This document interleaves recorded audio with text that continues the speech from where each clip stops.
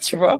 En fait, la grosse différence qu'il y a entre un webinaire et un challenge, c'est au niveau, c'est à trois niveaux. La première chose, c'est qu'un webinaire, tu es obligé de vendre qu'à l'émotionnel. Tu n'as pas le choix, tu n'as que 2 heures. Donc, en fait, ça doit être que de l'émotionnel. Et il y a des gens qui ne sont pas réceptifs à l'émotionnel. Il y a des gens, tant qu'ils ne comprennent pas, il y a des gens, tant qu'ils ne comprennent pas le processus, il y a des gens, tant que, en fait, c'est pas bien intégré dans la tête, ils ne vont pas acheter. Il y a une grosse partie de ceux qui devraient acheter qui n'achètent pas quand tu fais un webinaire. La deuxième chose, c'est que un challenge, il passe beaucoup plus de temps avec toi. 2 heures par jour, ne serait-ce que pendant 3 jours, ça fait 6 heures de temps. Un webinaire, c'est 2 heures, c'est tout. Et la troisième chose, c'est surtout qu'avec un challenge, tu expliques mieux le process.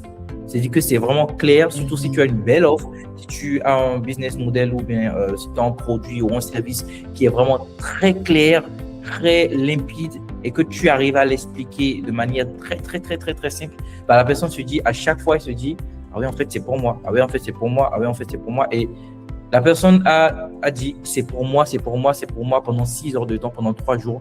Forcément, la personne achète quand ton challenge est bien fait, à moins que tu aies des mauvais leads, mais ça, c'est une autre histoire.